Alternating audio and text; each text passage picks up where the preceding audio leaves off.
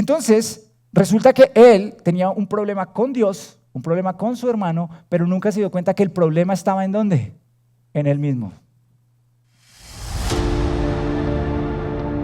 Esta comunidad, si estás uniéndote a nosotros hoy a través de los canales virtuales, también te damos la bienvenida. Es un placer poder saludarte y espero que puedas conectar también con lo que vamos a vivir el día de hoy. ¿Cuántos trajeron su Biblia? Levanten la Biblia, yo quiero ver la Biblia, eso. Bueno, yo entiendo que estamos en la era digital y no tengo problema si alguien tiene su Biblia en digital, pero es chévere tener uno su Biblia para rayar, para escribir. En lo digital se puede hacer también, y hoy quiero invitarles a que por favor no se pierdan esa oportunidad de conocer la palabra de Dios. Ayer tuvimos nuestro tiempo de sábado 2:42, una tarde para estudiar la palabra, para ayunar, para adorar, y fue un tiempo muy lindo porque nos metemos a profundizar en la Biblia, a hacer estudio de la Biblia, y fue un tiempo muy, muy especial. Vivimos algo muy, muy lindo. Y hoy vamos a continuar, y le doy la bienvenida a cada persona que está hoy tal vez por primera vez aquí. Es un placer recibirle. No les conozco personalmente tal vez, pero siéntanse en casa. Y quiero que hoy vayamos al libro del Génesis, en el primer libro de la Biblia, el capítulo 4. Hay historias de la Biblia que necesitamos revisitar o que han sido contadas pero no reflexionadas en muchos aspectos. Y los tiempos de hoy a veces menosprecian los relatos que hay en el Génesis porque son relatos que requieren profundizar, estudiar, no se pueden ver a la ligera para tratar de entender realmente lo que Dios quiere decirnos allí, pero hay enseñanza muy, muy fuerte para nosotros. El libro del Génesis es el libro de los comienzos. Y cuando llegamos al capítulo 4, pues vamos a encontrar la historia de dos hombres que se llamaron Caín y Abel. Y hoy quiero hablar sobre ellos porque creo que podemos obtener lecciones valiosas. Estos domingos hemos obtenido algunas lecciones como iglesia, como familia, de cómo podemos ser más efectivos, de cómo podemos realmente impactar a la sociedad, qué cosas debemos dejar a un lado para poder construir verdaderamente una relación con Dios. Y hoy vamos a ver algo muy lindo. Entonces quiero que vayas allí al libro del Génesis en el capítulo 4 y voy a arrancar en el versículo 1 y me voy a ir deteniendo y vamos a ir revisando algunas cosas. El hombre tuvo relaciones sexuales con Eva, su mujer, y ella quedó embarazada y dio a luz a Caín. Y dijo, con la ayuda del Señor he tenido un varón. Después dio a luz a Abel, hermano de Caín. Abel se dedicó a pastorear ovejas mientras que Caín se dedicó a trabajar la tierra. Tiempo después, Caín presentó al Señor una ofrenda del fruto de la tierra. Abel también presentó al Señor lo mejor de su rebaño, es decir, los primogénitos con su grasa. Y el Señor miró con agrado a Abel y su ofrenda, pero no miró así a Caín y a su ofrenda. Por eso Caín se enfureció y andaba cabizbajo. ¿Qué tal si oramos para tratar de entender lo que Dios nos quiere decir esta mañana? ¿Ok? Señor, yo realmente pongo delante de ti nuestras mentes, nuestros corazones. Tú has inspirado esta palabra que tenemos, así que hay un mensaje para cada uno de nosotros hoy. Hay un mensaje que nos ayudará a conocerte mejor, nos ayudará a vivir mejor en esta tierra, en este tiempo. Tu palabra es eterna, tus principios no caducan. Lo que tú has puesto allí en tu palabra sirve para toda época, toda generación, toda cultura. Señor, hoy queremos pedirte que nos hables y que nos ayudes realmente a cumplir tu propósito en esta tierra. Espíritu Santo, coloca hoy en nosotros ese entendimiento de tu palabra. Guíanos porque necesitamos el don para entender lo que tú nos quieres decir y que nuestros corazones sean fértiles a la semilla que caerá en este momento. Lo pedimos todo esto en el nombre de Jesús. Amén. Esta es una historia que muchas personas no entienden porque dicen, ¿pero qué pasó? O sea, Dios recibe dos ofrendas. ¿La ofrenda de quién? De Caín y la ofrenda de Abel. Pero no le gusta una y sí le gusta otra. ¿Por qué?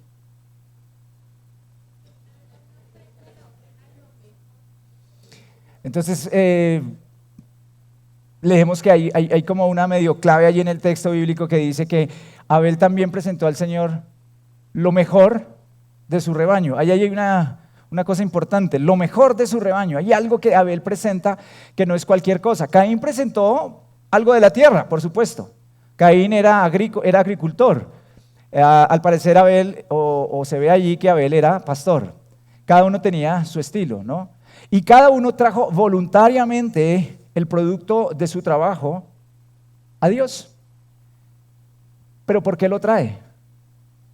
Porque quiere adorar a Dios. Se supone que es una muestra de adoración. Todo lo que tú y yo hacemos es una muestra de adoración a Dios. Quiero que lo comprendas.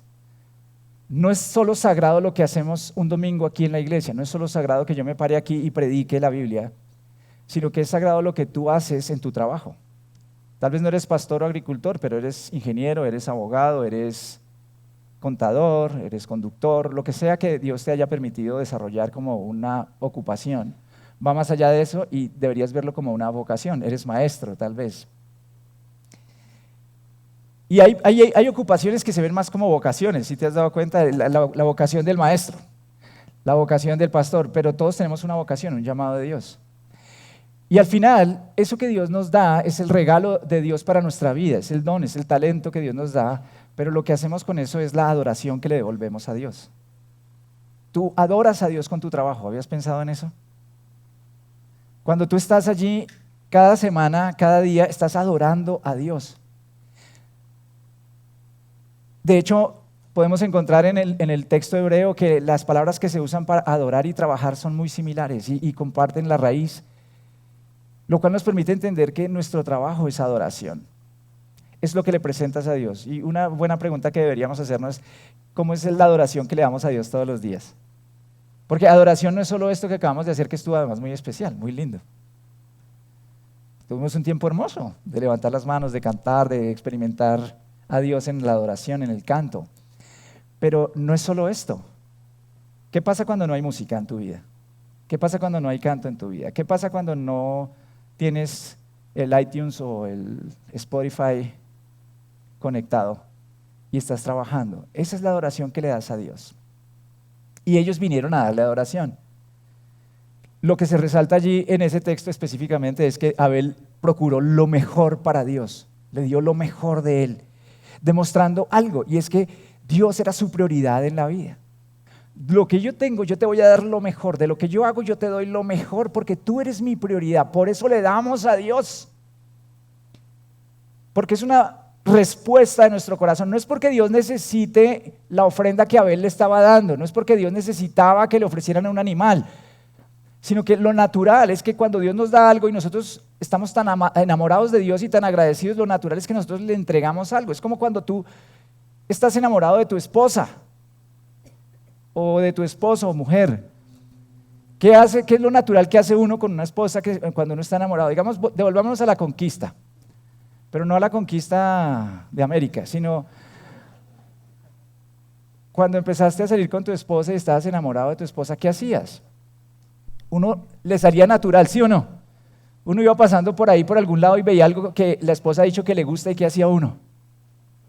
¡Wow! Le compro esto y se lo llevo. Es natural que yo respondo con amor. Cuando yo empecé con mis hijos a criar a mi hijo mayor, por ejemplo, yo viajaba por todas partes y en ese momento todas las tiendas, yo viajaba mucho, pero todas las tiendas de niños como que empiezan a aparecer. Y entonces uno se vuelve niño y entonces empezaba a comprarle el muñequito, sabía que le gustaban los animalitos, le gustaban los dinosaurios, entonces en todo aeropuerto donde llegaba y veía animalitos y dinosaurios le compraba. ¿Por qué? Porque es lo natural, estoy enamorado. Entonces yo respondo de esa forma. Eso es lo que debería pasar.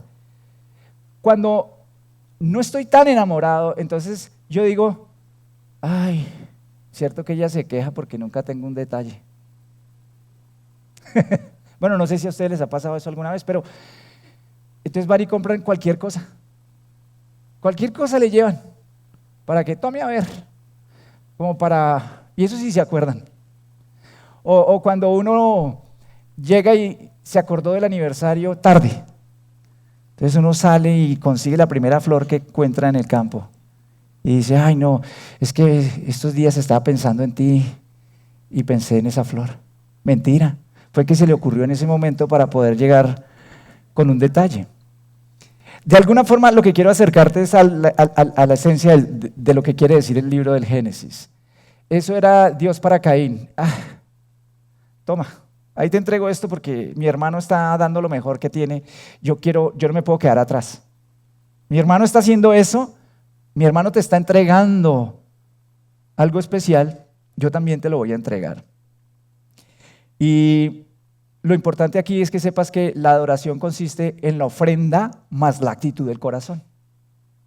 No es solamente lo que das, sino es en cómo lo das. Eso es lo más importante, la actitud del corazón. Esa es la ofrenda completa para el Señor. Y Él ve. Por eso cuando dice allí que el Señor miró con agrado a Abel y su ofrenda, eso lo que quiere decir es que Dios miró con una mirada, si lo fuera a tratar de traducir literalmente, una mirada penetrante. O sea, una mirada que examina el corazón. Una mirada que examina la profundidad de nuestra motivación. Y Dios la conoce. Entonces Dios conoce lo que le está dando Caín y Dios conoce lo que le está dando Abel. Y por eso miró con agrado lo que Abel le dio. Y el libro de Hebreos nos lo explica bien. En Hebreos capítulo 11, 4, puedes anotar y después buscar porque va a aparecer igual aquí en la pantalla. Dice, por la fe ofreció a Dios Abel un sacrificio más aceptable que el de Caín, por lo cual recibió testimonio de ser justo, pues Dios aceptó su ofrenda. Y por la fe Abel, a pesar de haber muerto, habla todavía. Y se complementa con la primera carta de Juan en el capítulo 3, en el versículo 12, que dice, no seamos como Caín, que por ser del maligno asesinó a su hermano. ¿Y por qué lo hizo? Porque sus propias obras eran malas y las de su hermano eran justas. O sea que el corazón de Caín estaba emproblemado. El problema no fue necesariamente la ofrenda como tal, el problema era el corazón de Caín con el que ofreció esa ofrenda. Y efectivamente Dios por eso rechaza esa ofrenda. Ustedes van a leer a lo largo del Antiguo Testamento muchas cosas. Por ejemplo, a través de los profetas llegó un momento en el que Dios le dijo al pueblo de Israel, ya no me ofrezcan más sacrificios, estoy cansado de sus sacrificios. Porque el pueblo de Israel había aprendido en el desierto a ofrecer sacrificios y a lo largo de su vida llevaban muchos de ellos al templo de Jerusalén y creían que con eso agradaban a Dios. Y Dios le dice, estoy harto de sus sacrificios, estoy harto de que me quemen incienso, estoy harto de su religiosidad, no quiero más de eso, realmente no lo quiero. Yo quiero que sus corazones sean diferentes, es lo que quiero, es lo que dice el Señor.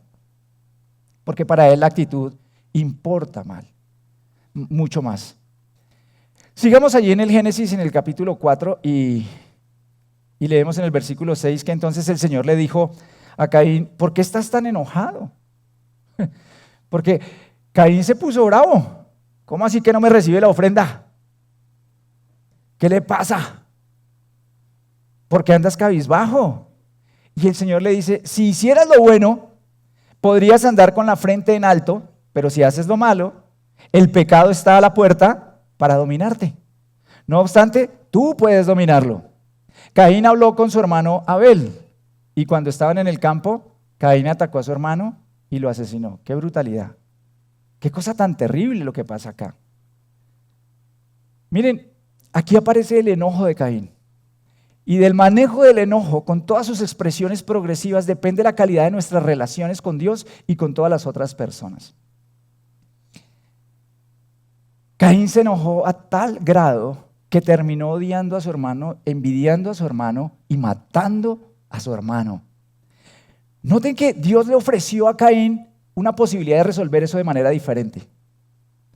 Porque antes de que Caín haga esta barbaridad, Dios le ofrece tres cosas o hace tres cosas con Caín que yo quiero resaltar acá. Primero, le hace reconocer su sentimiento negativo. O sea, estás enojado, está bien, lo experimentas. Quiero que entiendas que todos los seres humanos tenemos enojo, experimentamos el enojo. Y como dice Efesios capítulo 4, versículo 26, el enojo en sí mismo no es un pecado. Escucha bien esto, el enojo en sí mismo no es un pecado. Dice, si se enojan no pequen, no permitan que el enojo les dure hasta la puerta del sol ni den cabida al diablo. Préstale atención aquí a esto. Si se enojan, no pequen. O sea que enojo y pecado no es lo mismo. ¿Estamos de acuerdo? De hecho, el enojo es un sentimiento que es natural en el ser humano y que tiene su lugar en la vida humana. Yo debería enojarme por ver la corrupción de este país. Yo debería enojarme por ver niños abusados en las calles, en sus hogares. Yo debería enojarme por ver mujeres abusadas y violentadas y asesinadas. Debería enojarme. Claro que debo enojarme, porque si yo me enojo puedo hacer algo por eso. Si no, significa que no me importa nada. Yo me enojo porque alguien hace algo malo, porque daña a alguien. Eso es un sentimiento natural puesto por Dios que tiene su lugar en la experiencia humana. Lo que está diciendo aquí el Señor es que enojo no es igual a pecado. Es decir, cuando te enojes, no peques. O sea, yo me enojo porque hay injusticias, pero no mato a la gente que hace las injusticias. Porque yo no puedo resolver una injusticia con otra injusticia. No puedo cambiar un pecado con otro pecado. Y recuerden que esa es la historia triste de Colombia. Aquí nos matamos por todo a lo largo de los años. Porque siempre creemos que tenemos la justificación para que nuestro enojo se desborde en matar al hermano, como Caín lo hizo con Abel.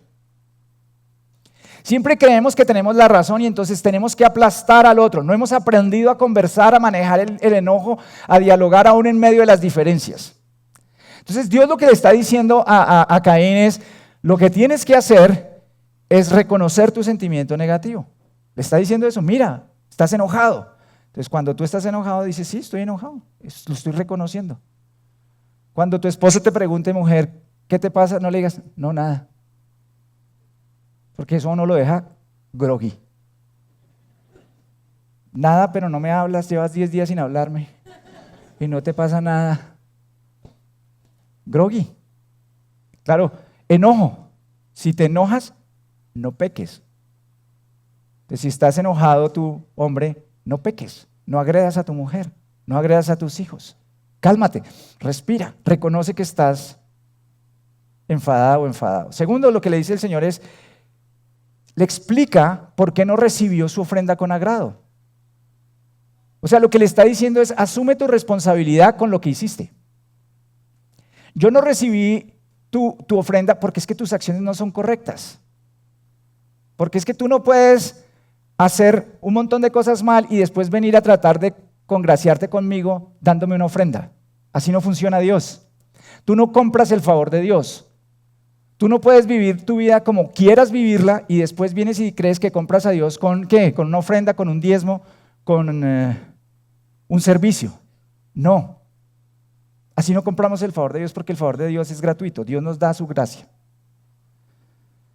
Entonces nosotros tenemos que reconocer nuestra responsabilidad. Sí, efectivamente, yo me estoy equivocando. Caín tenía que haber dicho, estoy enojado, no me gustó que Dios no haya recibido mi ofrenda, pero oiga, yo tengo que asumir mi responsabilidad. No la recibió porque es que yo no estoy actuando correctamente. Y tercero, le advierte a dónde lo puede llevar su pecado. O sea, le dice, tú puedes dominarlo o tú puedes ser controlado por el pecado. El pecado va a estar ahí a la puerta. Entonces, si tú te desenfrenas, ¿le das lugar a quién? Al diablo, lo que dice Efesios. Permites que tu enojo se suelte, entonces inmediatamente el enemigo aprovecha eso. Cuando tú te acuestas bravo, enojada con tu esposo, con tu esposa, se acuestan 2 y se levantan 3. Porque el diablo se les mete en la mitad. ¿Te has dado cuenta que cuando uno no resuelve un problema familiar o una relación, cualquiera que ella sea, y empieza a rumiar y a rumiar, es que me hizo, es que me hizo, es que me hizo? Cada vez encuentras más y más y más y más y más motivos. Muchos más motivos.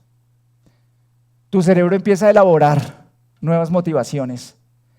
Y de hecho ayer compartíamos con el equipo de consejeros lo que nos enseña la neurociencia, y es que tu cerebro empieza a inventar cosas. Entonces, no solo me dijo, sino que me miró. Nunca te miró, pero ¿tú crees que te miró? Y tu cerebro empieza a aumentar y aumentar y aumentar todo. Empezó todo así pequeñito, pero ya ahora se volvió horrible porque tu cerebro empieza a pensar, y me miró y no me dijo, y entonces no me quiere, y entonces eso se vuelve una historia. Y ahí es cuando le das lugar al pecado. Caín dio lugar al pecado. Y entonces el Señor le preguntó a Caín, ¿dónde está tu hermano Abel? Volviendo al versículo 9. No lo sé, respondió. ¿Acaso soy yo el que debe cuidar a mi hermano? Yo atrevido. ¿Qué has hecho?, exclamó el Señor. Desde la tierra la sangre de tu hermano me reclama justicia. Por eso, ahora quedarás bajo la maldición de la tierra, la cual ha abierto sus fauces para recibir la sangre de tu hermano que tú has derramado. Cuando cultives la tierra, no te dará sus frutos y en el mundo serás un fugitivo errante. Y si es tu Biblia, subraya eso, fugitivo errante. Otras versiones dicen vagabundo. Estarás errando, estarás como un vagabundo, serás un trotamundos. Este castigo es más de lo que puedo soportar, dijo Caín al Señor. Hoy me condenas al destierro y nunca más podré estar en tu presencia. Andaré por el mundo errante como un fugitivo y cualquiera que me encuentre me matará. No, al contrario, respondió el Señor. El que mate a Caín será castigado 7 veces. Wow. O sea, una consecuencia del pecado de Caín. Pero donde hoy me quiero detener por el resto de esta enseñanza es en ese término, serás un ¿qué? Paria, un fugitivo errante. ¿Sabes? Caín fue incapaz de manejar su relación con Dios y su relación con su hermano y por eso se convirtió en un ¿qué? En un paria. En un paria espiritual, en un paria emocional, en un paria que no pudo sino huir toda su vida, un nómada que nunca pudo establecerse. ¿Por qué pasó eso? Porque no tenía una relación correcta con Dios, es lo que notamos en estos versículos. Dios no ocupaba el primer lugar de su vida, ya lo dije. Y segundo, no aceptó la advertencia de Dios. Se dejó dominar por el pecado, pero hay algo que me llama mucho la atención y es lo que nos pasa a muchos a veces en ciertas circunstancias. Y es que Caín pensaba mal de Dios. Pensaba mal de Dios. Caín estaba allí y él no entendía por qué había recibido la ofrenda de Abel y no la de él. Y en lugar de verse a él y de pensar en él, en lo que tenía que hacer, él empezó a mirar es culpa de Dios y culpa de Abel. ¿Sí se da cuenta de lo que pasó? No tenía una relación correcta con Dios porque no lo conocía. Muchas veces nosotros le atribuimos a Dios cosas malas, intenciones malvadas. Es que Dios, tú no me quieres tanto como a Álvaro Julián. Es que a él sí lo quieres. Mira todo lo que le das. Pero a mí no. Es que tú no estás conmigo. Es que tú no me acompañas, tú no me respaldas y yo me la paso en la iglesia y yo hago esto y yo hago, ¿y por qué yo no veo las cosas como las cosas que yo quisiera? ¿Qué estás haciendo? Estás atribuyéndole a Dios que Él es malo. Y muchos piensan así, que Dios es malo. Quiero explicarte que aunque tú y yo no entendamos lo que pasa en la vida, Dios tiene dos cosas muy, muy, muy importantes. Uno, la motivación perfecta. Dios no es un Dios con una motivación imperfecta. O sea, cuando Dios hace algo, no acepta algo o disciplina a alguien o ejecuta una acción, Él tiene la motivación perfecta. Nunca hará nada con una motivación de venganza, de daño, no como nosotros los seres humanos. Cuando a mí, por ejemplo, en las relaciones, si a ti alguien te lastima, ¿es un pecado? Sí. Pero voy a hacerte esta pregunta y pongámoslo en términos de las relaciones de esposos. Si tu esposa dice algo que no te gusta y te sientes lastimado, está mal, ¿cierto? Pero ella no está consciente de lo que está haciendo. Pero tú sí conscientemente le respondes a tu esposa para ofenderla más. ¿Qué crees que es más complejo?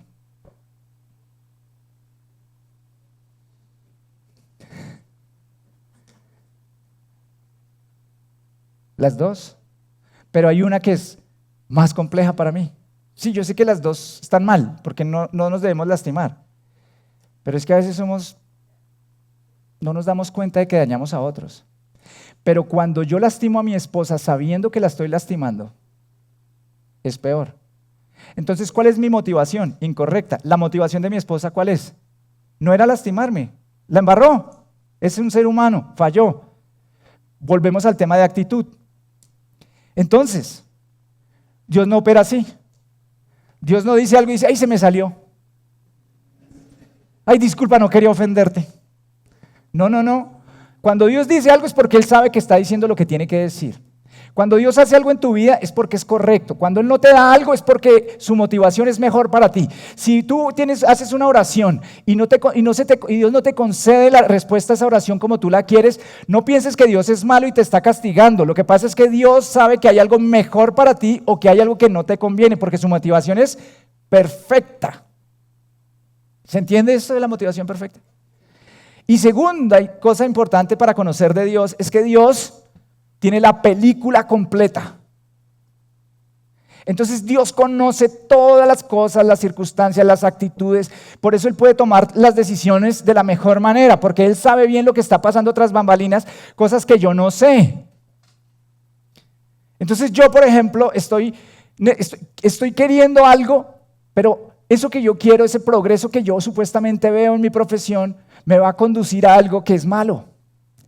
Y si yo camino con Dios, pues Dios no va a estar ahí en eso y Dios no va a abrir la puerta. Entonces no se me abre esa puerta. ¿Y qué pasa?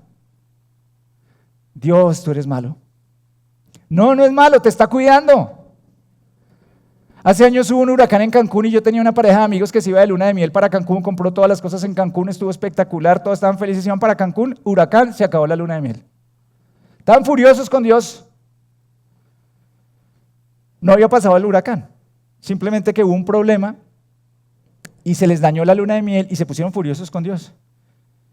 Y de pronto el día que tenían que estar allá, llegó el huracán. Y dijeron, wow, Dios nos salvó del huracán. De razón no pudimos ir. ¿Te das cuenta?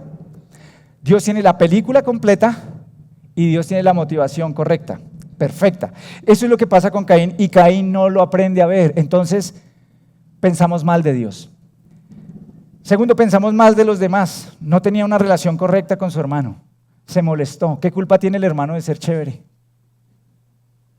¿Qué culpa tiene el hermano de dar lo mejor que tiene? ¿Qué culpa tiene el hermano de hacer las cosas para Dios? Y entonces culpó a su hermano. Ay, es culpa de mi hermano. Si mi hermano no hubiera hecho eso, entonces yo hubiera estado con el Señor y me hubiera aceptado la ofrenda y tal. No, tampoco te lo hubiera aceptado. Si hubiera sido el único que la ofrece, tampoco se acepta, porque Dios ve la motivación. Entonces, resulta que él tenía un problema con Dios, un problema con su hermano, pero nunca se dio cuenta que el problema estaba ¿en dónde? En él mismo. Ahora quiero darte la aplicación para ti. ¿Listo? ¿Están preparados? Hay muchos nómadas espirituales. Hay muchos nómadas relacionales, hay muchos vagabundos errantes en el mundo cristiano y en la vida en general.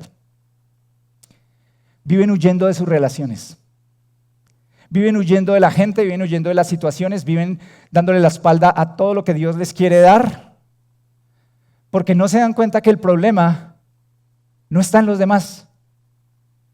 El problema no es Dios, sino que tal vez hay algo que Dios quiere hacer en nuestra vida.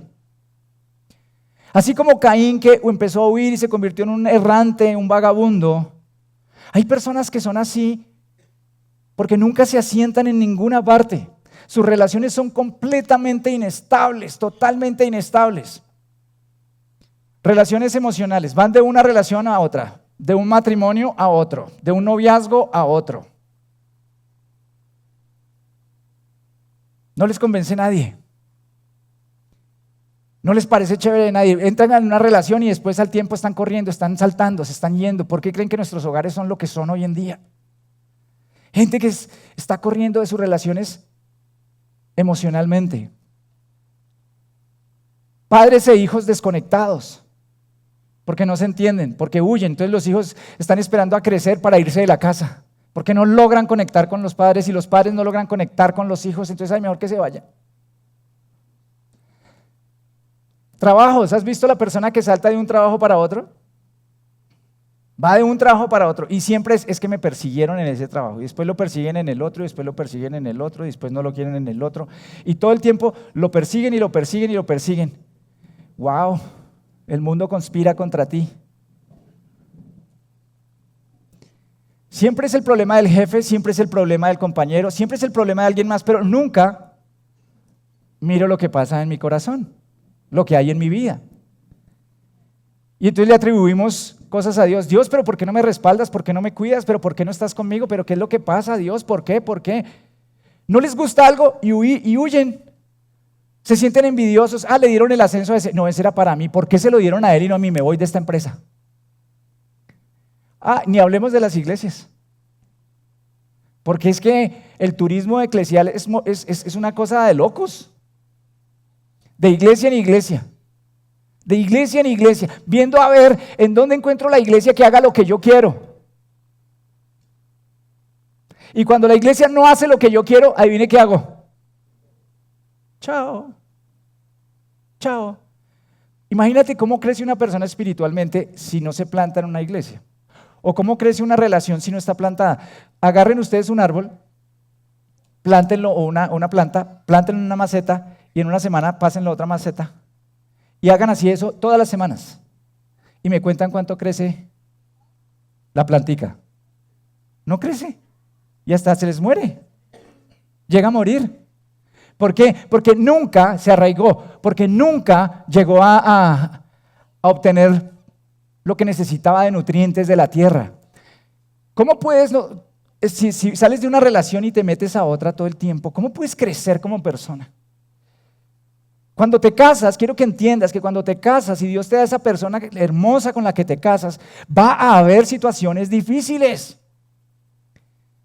Pero eso no significa que tengas que huir de las situaciones difíciles. Tienes que aprender a reconocer que para que una relación funcione se necesitan dos. Entonces, puede que mi pareja tenga cosas que no son chéveres, pero yo también tengo cosas que no son chéveres. Para que tu relación con tus hijos se fortalezca, no puedes desterrar a tus hijos emocionalmente. Necesitas conectarte con ellos emocionalmente. Porque ellos están en un proceso de maduración diferente y tú necesitas estar ahí a pesar de que a veces te saquen la piedra. A pesar de que a veces no los entiendes, a pesar de que a veces no reaccionan como tú quieres, de que no responden a la fe como tú quieres, tienes que amarlos. Ahora, eso no significa no hay que guiarlos, hay que traer disciplina con amor, todo eso hay que hacerlo. Pero no podemos nosotros desterrarnos ni desterrar a las personas de nuestra vida. Quiero explicarte que no hay iglesias perfectas, no existen. No existe una iglesia donde todo sea perfecto. Pero lo lindo de eso es que en la imperfección todos podemos crecer y aprender del Señor. Porque es en la imperfección donde nos convertimos más en personas como Jesús. Dios le dijo a Caín, tú puedes dominar eso. Jesús nos enseña que podemos dominar eso. ¿Sabes? En lugar de victimizarte, de sentirte envidioso, de sentirte envidiosa o molesta, deberías volverte más o pensar en que Jesús está trabajando en ti. La Biblia dice, el hombre se afila o se pule con el hombre, así como el hierro afila al hierro. Entonces, ¿quieres afilarte? Te toca estar en comunidad. Porque es que uno dice, no, pues sí, yo puedo vivir una vida en paz. ¿En dónde? Solo. Y no vas a estar en paz, te vas a aburrir. Pero es que hoy hay Netflix y hay... No necesitamos estar juntos. Entonces nos volvemos más como Jesús porque lean ustedes los evangelios y lean a Jesús. Jesús llama a 12 discípulos que son unas bellezas. Lea la vida de los discípulos. Envidiosos.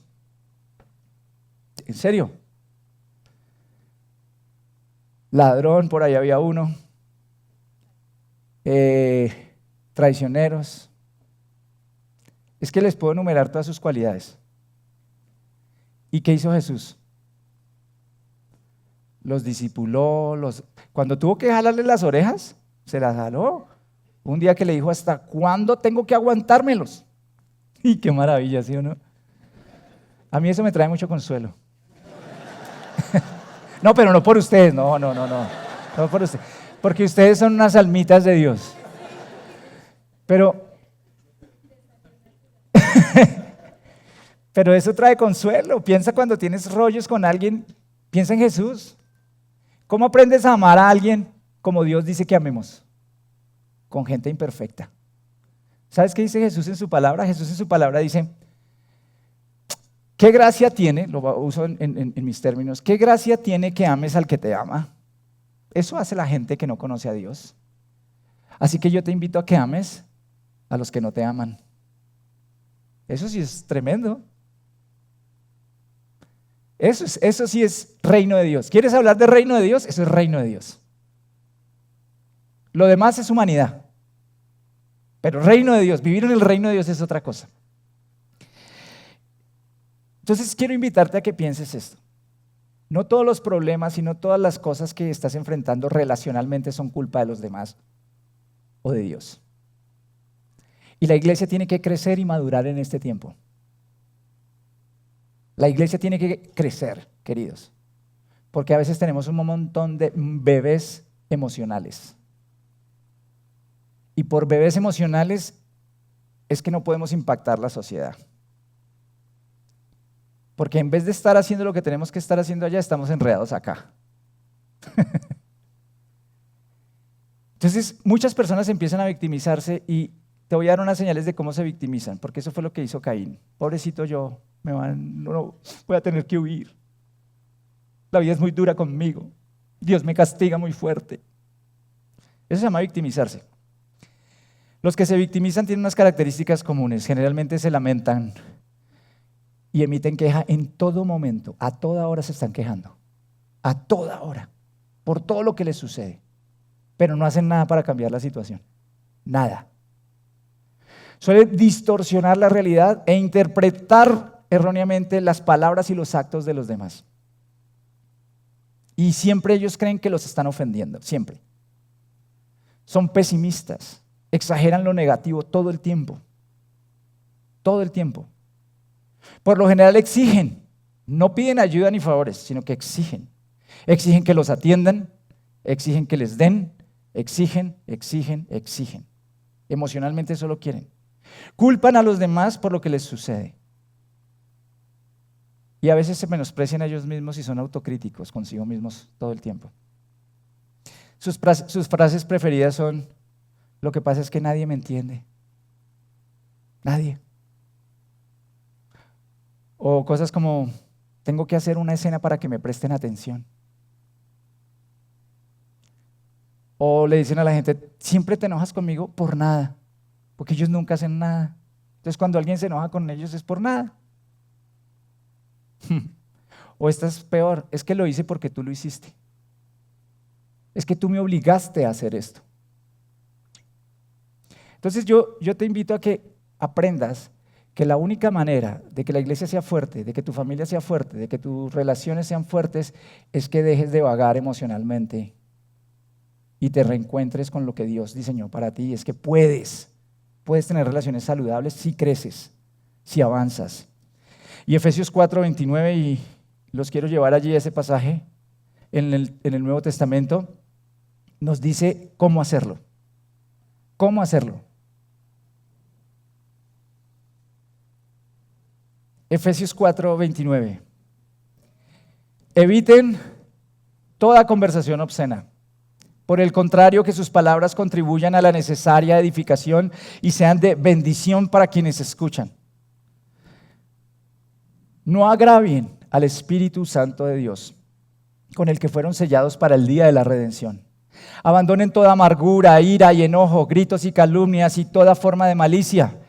Más bien, sean bondadosos y compasivos unos con otros y perdónense mutuamente, así como Dios los perdonó a ustedes en Cristo. Qué lindo. Está diciendo: cuiden su conversación interna y externa. No tengan conversaciones obscenas, dañinas, poco edificantes. Cuando vayas a hablar de alguien, habla para edificar. Si no tienes algo bueno que decir de otra persona,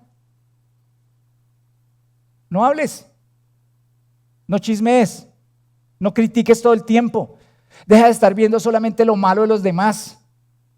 Está diciendo que cuando hables seas de bendición para los demás, que cuando estés en tu casa tus palabras sean de bendición. No seas una persona que todo el día se queja y se queja y se queja y se queja. Qué harto eso. Que solo ve lo malo. No, que tus palabras edifiquen y bendigan a otros que escuchan. Busca lo bueno, ve las oportunidades y aprende a comunicar en doble vía. Si hay algo que no te gusta de alguien, puedes resolverlo. La Biblia nos da formas de hacerlo. No significa que uno no hable, ¿no? ¿Sabes? Tenemos un conflicto, vamos a hablar de lo que pasa, pero vamos a hacerlo con amor, vamos a hacerlo con respeto, vamos a hacerlo para crecer y salir juntos. No vamos a hacerlo para destruirnos, vamos a hacerlo para salir juntos más fuertes de esto. Las familias no tienen por qué destruirse por el conflicto, las empresas no tienen por qué destruirse por el conflicto, Colombia no tiene por qué destruirse por el conflicto, la iglesia no tiene por qué destruirse por el conflicto. Tenemos que aprender a conversar para edificarnos y levantarnos. Dice allí, entra en una relación correcta con Dios a través de su Espíritu Santo. No agravies, no entristezcas el Espíritu de Dios, porque a Dios no le gusta esto. No le gusta esta división, esta pelea. Esto no le gusta a Dios. Y entonces debes conocer más a Dios para resolver los asuntos, que conozcas el Espíritu Santo, que entiendas que cuando las cosas no salen como tú quieres, a Dios no se le salió de control. Ay, no te dieron el trabajo que querías. Y Dios dijo, ay, no, ¿qué pasó? Me descuidé, me quedé dormido, no le dieron el trabajo a fulano. No, hay un plan. Y Dios ve más que eso, mucho más. Entonces descansa en el Señor y confía en que Él estará contigo siempre. Descansa en que Él sabe lo que hace y tú haz lo que tienes que hacer. Haz lo que te corresponde. Y abandona todo esto porque esto nos toca a nosotros. Él dice, abandonen la amargura, la ira, el enojo, los gritos, las calumnias, toda forma de malicia. Deja de querer vengarte cuando las cosas no salen como quieres. Deja de dañar a las personas. Y entiende que en las iglesias y en los hogares y en todas partes hay dos tipos de personas. Las que son ofendidas de verdad y las que creen que han sido ofendidas. Y ninguna de las dos tiene permiso para volverse amargada, porque esa es la trampa que Satanás utiliza para que la gente se dañe su corazón. Porque en ambos casos tienes que perdonar, en ambos casos tienes que avanzar, en ambos casos tienes que solucionar. Pero el problema es que hay mucha gente que cree que fue ofendida, pero en realidad no lo fue y no se ha dado cuenta de eso. Pero lo que me gusta muchísimo allí es que dice que debemos perdonarnos unos a otros. Ser compasivos unos con otros, así como quien nos perdonó a nosotros en Cristo Jesús, así como Dios nos perdonó. Entonces yo quiero decirte que a través de Jesucristo y de nuestra relación con Jesús, podemos tener las relaciones correctas y podemos disfrutar de las relaciones si estamos con Jesús. En Jesucristo puedes dejar de vagar emocionalmente y relacionalmente. Pero es importante que antes dejes de vagar espiritualmente, porque Caín se alejó de Dios. Y tal vez hoy haya personas aquí en este lugar que pueden identificarse con cosas que yo he dicho, pero hay una relación que es la más importante de la cual han huido por muchos años, y es su relación con Dios. Nunca han entrado en una relación con Dios, nunca han querido conocerlo, nunca han entregado su vida a Dios. Y es esas primeras personas a las que quiero hablarles esta mañana. Quiero decirles, Dios les está invitando a que lo reciban, a que reciban su invitación de conocerlo. Si hoy es la primera vez que estás acá o es la primera vez que recibes esta invitación, bien sea también allá en línea, yo quiero invitarte a que hoy puedas decir, Dios, yo no te conozco y yo creo que he estado buscando muchas cosas, he estado errante, vagabundo, huyendo por ahí, buscando esoterismo, religión, bueno, tantas cosas que hoy se buscan. Pero yo quiero conocerte a ti, entonces yo quiero invitarte a que allí donde estás pienses y decidas aceptar la invitación de estar con Jesús. Y allí están Hernán y Abigail levantando la mano, y hoy al final, cuando terminemos, me gustaría invitarte a que vayas con ellos. Si ellos quieren mostrarte cómo hablar con Dios, cómo conocer a Dios y disfrutar de una relación con Él. Pero también creo en mi corazón fuertemente que hay personas aquí que han estado huyendo de sus relaciones en muchos aspectos, en muchos sentidos. Y puedo reconocer que hay personas que han sido lastimadas. Genuinamente puedo reconocerlo. Sé que hay personas que te han lastimado. Pero eso no significa que tengas que huir de todas las relaciones. No significa que todo el tiempo tengas que estar temerosa de establecer bonitas relaciones. Y hay algo que aún me preocupa más, y es que personas que han sido realmente heridas a veces cuando entran en conexión con otros, en otros espacios, y la otra persona simplemente se equivoca, porque somos seres humanos, entonces como tienen esa herida abierta, reaccionan. Y déjeme se lo explico. Yo tengo una cicatriz aquí en mi cara, porque a mí me mordió un perro cuando yo tenía 4 años. Me levantó toda esta parte de la cara y gracias a Dios me reconstruyeron la carita y quedé así.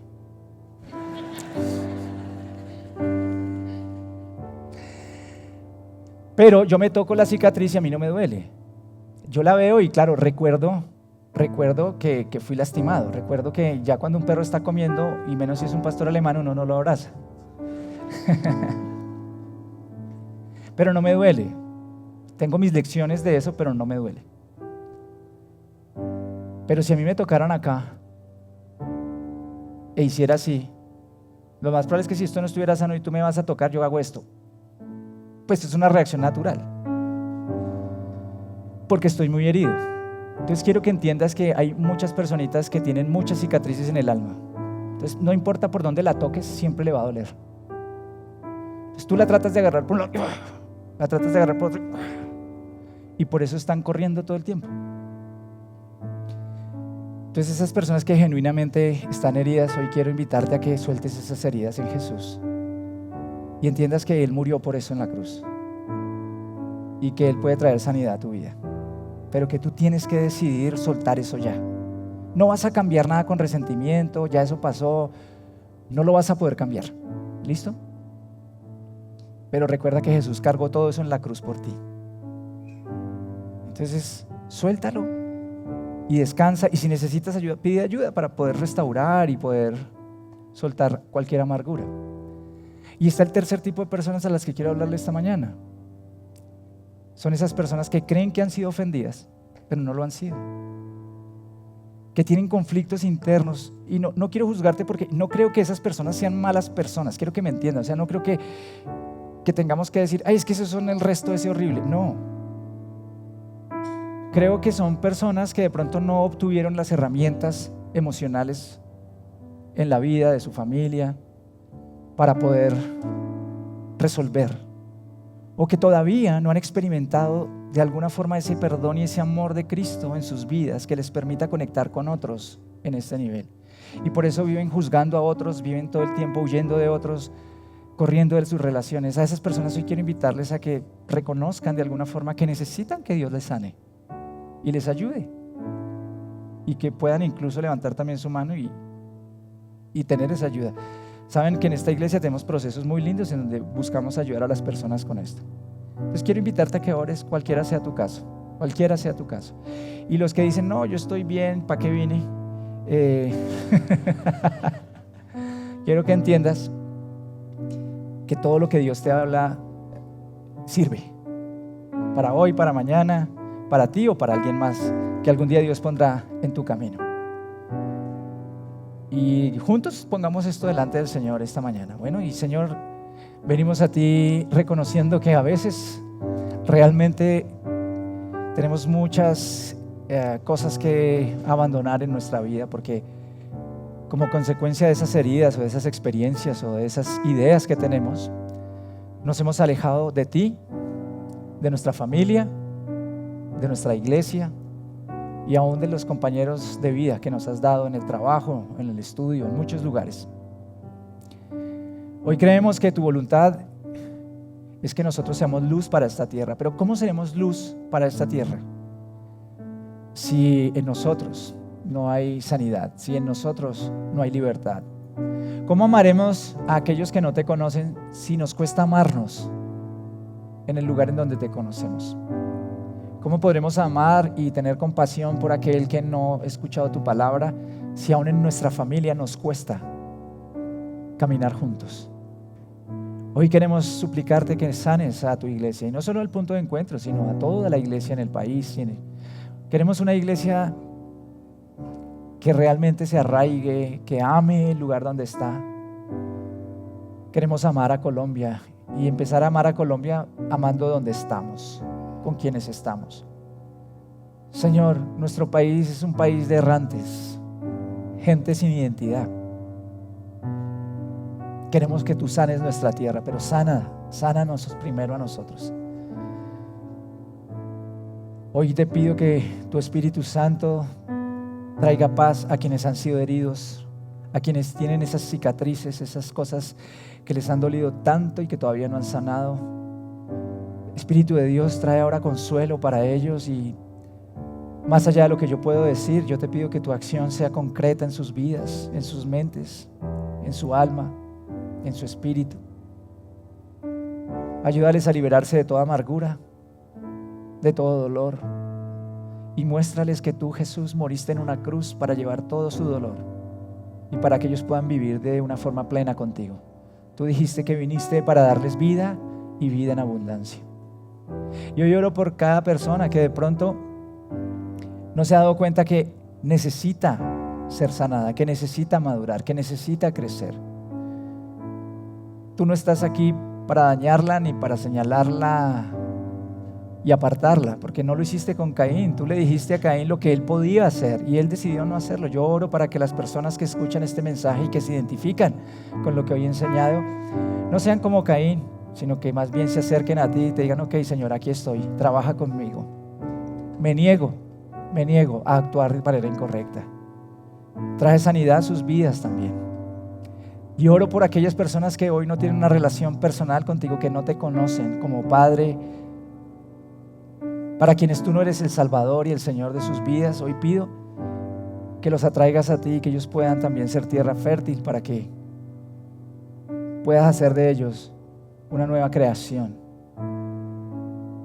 Gracias, Señor. Oramos todo esto en el nombre de Jesús. Amén y amén.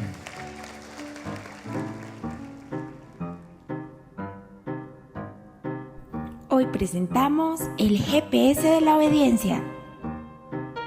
¿Sabías que el primer navegador o GPS también se inventó hace mucho tiempo? Hace como 64 años. ¡Wow! Hace 64 años. Yo me imaginé que era un invento mucho más reciente. ¿Y sabes para qué sirve un GPS? Sí, es para seguir un camino y no perderse. Las personas lo usan cuando quieren ir a un lugar lejos y quieren llegar más rápido. Efectivamente. ¿Y sabías que el primer GPS de la historia se lo inventó Dios? ¿Dios? Sí. El primer GPS de la historia se llamó Moisés. Moisés fue escogido por Dios para guiar a su pueblo Israel por el desierto y llegar a la tierra prometida. Así como el GPS en un auto que está allí para que llegues al lugar al que quieres llegar, Moisés, al obedecer a Dios, pudo guiar al pueblo de Israel en su camino hacia la libertad. Su obediencia a Dios fue su brújula, su mapa y su guía, para asegurarse de que ellos nunca perdieran el camino. Si quieres tener el poder de transformar la vida de los niños de nuestra Fundación ESET y conocer un museo de autos clásicos, tienes que participar en nuestra tercera jornada benéfica, Donar para Transformar. Se llevará a cabo el 23 de noviembre en las instalaciones del restaurante temático El Transportador. Pide toda la información a los voluntarios de la iglesia. ¡Nos vemos!